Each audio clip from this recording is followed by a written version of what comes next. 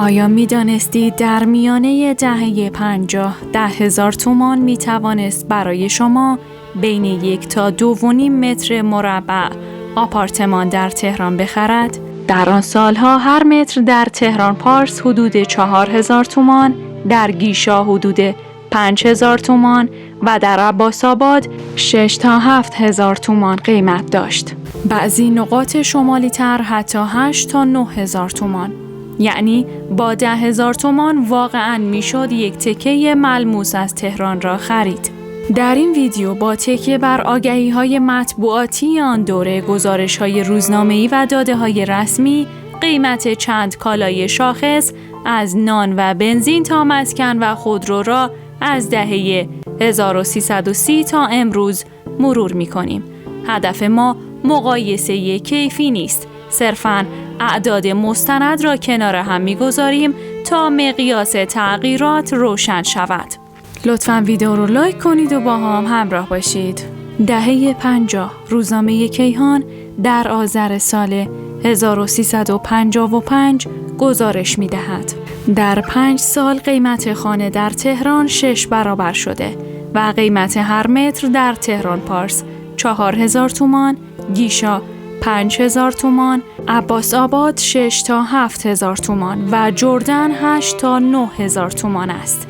گزارش‌های تحلیلی بازار مسکن امروز نشان می‌دهد میانگین هر متر در تهران 1403 حدود 81 تا 93 میلیون تومان بوده است. این قیاس صرفاً برای نشان دادن مقیاس پرش تاریخی قیمت است، نه تبدیل دقیق قدرت خرید. قیمت پیکان در بدو عرضه داخلی سال 1346 حدود 14,300 تومان اعلام شده است. در میانه دهه 50 10,000 تومان تقریباً 70% قیمت پیکان سال 46 بود. یعنی پولی جدی برای خرید خودرو. آخرین سالهای تولید پیکان 0 کیلومتر سال 1382 تا 84 بوده است که قیمت پیکان در آن سالها حدود 5 میلیون تومان بوده. سال 1357 بنزین لیتری 1 تومان معادل 10 ریال گزارش شده است. به معنای ساده با 10,000 تومان میشد در دهه 50 10,000 لیتر بنزین خرید. بنزین تا سال 1369 لیتری 5 تومان ثابت مانده بود. نرخ ارز به عنوان خطکش بین المللی اوایل دهه 50 دلار 70 ریال معادل 7 تومان بود.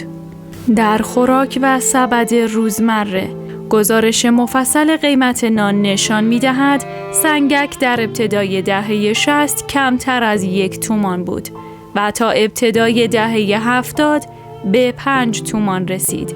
در سال 1364 سنگک 1.5 تومان و بربری 1 تومان و نان لواش 5 ریال بوده است.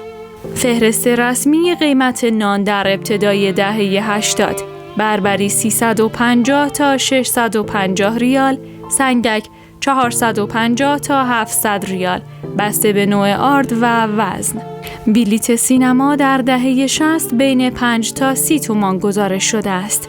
در مثالی جذاب در سکانسی مشهور در سریال پاورچین سال 1382 6 عدد پیتزا 12,000 تومان بود.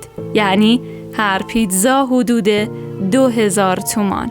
برای قیاس گزارش‌های جدید از رستوران‌های شمال شهر، یک برش پیتزا 80,000 تومان، یعنی یک پیتزای 8 برش معادل 640,000 تومان می باشد.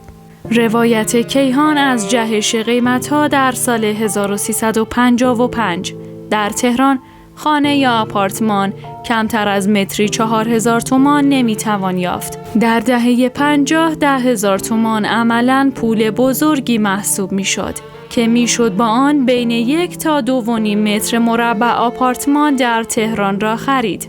حدود 10,000 لیتر بنزین در سال 57 نزدیک به 70% قیمت پیکان سال 46.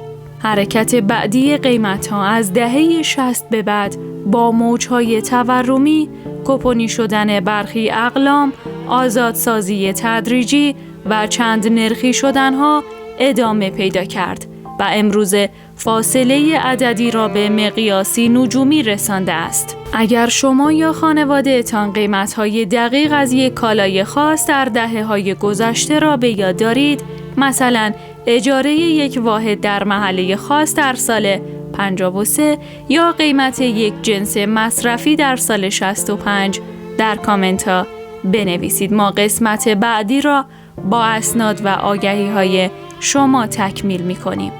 اگه از این ویدیو خوشت اومد لطفاً لایکش کن. تا ویدیوی بعدی، بدرود.